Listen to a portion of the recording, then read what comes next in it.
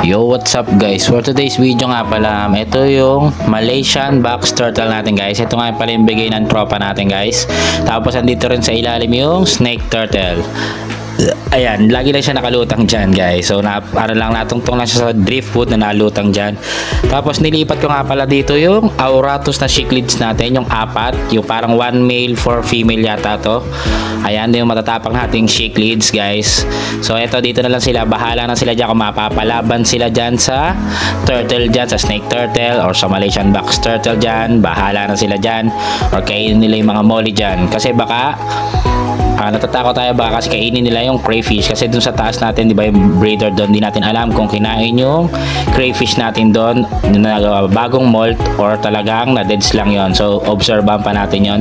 Tapos meron nga pala ako nilagay dito isang crayfish din na male, bali dalawa yon, yung isa namatay na rin, hindi ko alam kung kinain ng snake turtle dito. Tapos may isa pa dyan, ayan dyan, nilagay ko na isang hides dyan. Tapos yung crab, parang hindi ko na nakikita, may crab din dito ay nakatago, ayan no, yung janitor fish tsaka yung snake turtle, ayan nandyan sa ilalim, kung nakikita nyo na doon sa bandang dulo, ayan, behave lang sila doon. Yung janitor fish na color black or pleco ba yun? Ayan, tapos yung mga molly fish natin dito, ayan, yung dalawang driftwood natin. Ayan, medyo malinis na yan sa lagay na yan guys, bagong linis na yan sa lagay na yan. Nilagyan lang natin yung dalawang sponge filter yan, tapos air pump lang yan guys. So ano nga pala to, 50 gallons guys. So ayan, di ba? Diyan na muna yan yung mga cichlids natin, diyan na yan, bahala na kayo diyan. So try natin lagyan ng kung ano-ano yan para makapag-breed din sila diyan, kung kaya nila mag-survive diyan sa mga turtle na yan. So good luck sila diyan, bahala kayo diyan. Ayun oh, nakikita niyo yung ilalim no, Malaysian box turtle diyan. Tapos ito, ayan, may mga black molly, golden da, silver, ayan, lagi nga na pala ito nakalutang dito. Tapos may sakit na to dun sa shell niya, ayun no, yung color white, ayun no, yung sa likod ng Malaysian box turtle niya, parang basag na yung sa shell niya kasi galing sa tropa ko to. Hindi ko alam, yung sa ano ko naman, lagi nasa land lang, nasa garden lang nila, so hindi naman nababasa. Dito naman lagi siyang basa.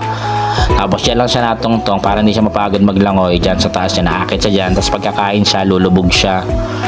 Ayan, so hindi rin tayo marunong mag-alaga niyan, binigay lang sa atin yan. Tapos yung snake turtle, ayun, galing lang yung sa baha.